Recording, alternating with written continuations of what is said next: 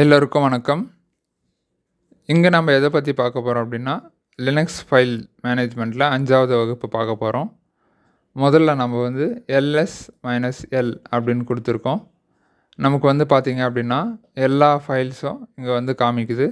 அதாவது ls அப்படின்னு போடும்போது வெறும் ஃபைல் நேம் மட்டும்தான், ஃபோல்டர் நேம் மட்டும்தான் காமிக்கும். சரிங்களா?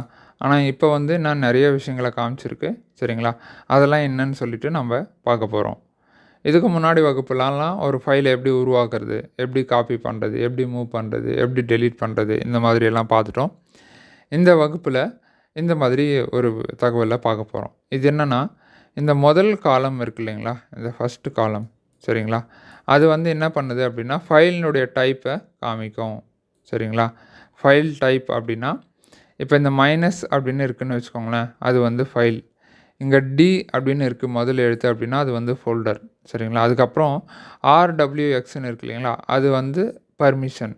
அதாவது ஃபைலாக ஃபோல்டரா, அப்படி இல்லைன்னா அதாவது ஃபைல் டைப் ஃபைலாக ஃபோல்டரா, இன்னொன்று வந்து பார்த்திங்கன்னா பர்மிஷன். சரிங்களா? அதுக்கான பர்மிஷனை அது வந்து காமிக்கும். செகண்ட் காலம் வந்து பார்த்திங்கன்னா, அதாவது இந்த 1 2 2 2 1ன்னு இருக்கு இல்லைங்களா, அது வந்து நம்பர் ஆஃப் மெமரி பிளாக்ஸ், அது எவ்வளோ மெமரியை எடுத்துன்னு இருக்குது அப்படின்றத காமிக்கும்.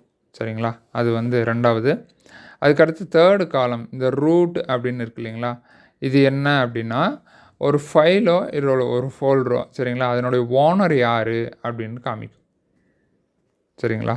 அது யார் உருவாக்குனா அப்படின்றத காமிக்கும். ஃபோர்த்து வந்து நாலாவது வந்து பார்த்திங்க அப்படின்னா மறுபடியும் ரூட்டுன்னு இருக்கு இல்லைங்களா, அது வந்து பார்த்திங்க அப்படின்னா குரூப். சரிங்களா? அதாவது அந்த ஒரு யூஸரும் வந்து ஒரு குரூப்புக்குள்ளே இருப்பாங்க. சரிங்களா? இந்த ஓனர்ன்ற யூஸர் வந்து எந்த குரூப்பில் இருக்காரோ அந்த குரூப் நேமை அது வந்து காமிக்கும். ஃபிஃப்த்து காலம் வந்து ஃபைல் சைஸ் இன் பைட்ஸ்.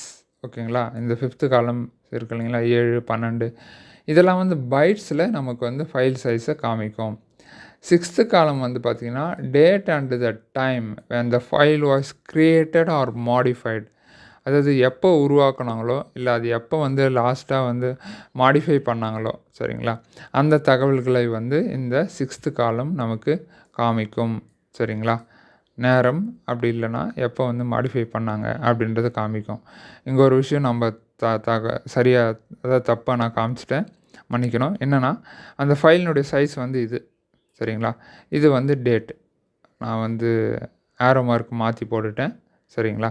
சரி, இதுதான் ஃபைல் சைஸ், இது வந்து டேட்டு. சரி, அதுக்கு அடுத்த காலம் என்னென்னா 7th காலம் வந்து ஃபைல் ஆர் டைரக்டரி நேம். சரிங்களா? அந்த ஃபைலினுடைய அந்த டைரக்டரியினுடைய பெயர் என்ன அப்படின்றது காமிக்குது. சரிங்களா? ஃபஸ்ட்டு காலம் வந்து ஃபைல் டைப் அண்ட் பர்மிஷன். ரெண்டாவது காலம் வந்து பார்த்திங்கன்னா என்ன சொல்லியிருக்காங்க, மெமரி பிளாக்ஸ். மூணாவது வந்து பார்த்திங்கன்னா ஓனர் ஆஃப் த ஃபைல். நாலாவது அந்த ஓனர் எந்த குரூப்பில் இருக்காரோ அந்த குரூப்பு.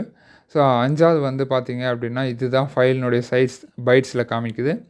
6வது வந்து பார்த்திங்க அப்படின்னா அந்த ஃபைலை உருவாக்கின தேதி, அப்புறம் அதை வந்து மாடிஃபை பண்ண தேதி காமிக்குது. 7வது வந்து பார்த்திங்கன்னா அந்த ஃபைலினுடைய ஃபோல்டர்னுடைய நேமை நமக்கு காமிக்குது. சரிங்களா? இந்த கமெண்டை நீங்களும் எக்ஸிக்யூட் பண்ணி பாருங்கள்.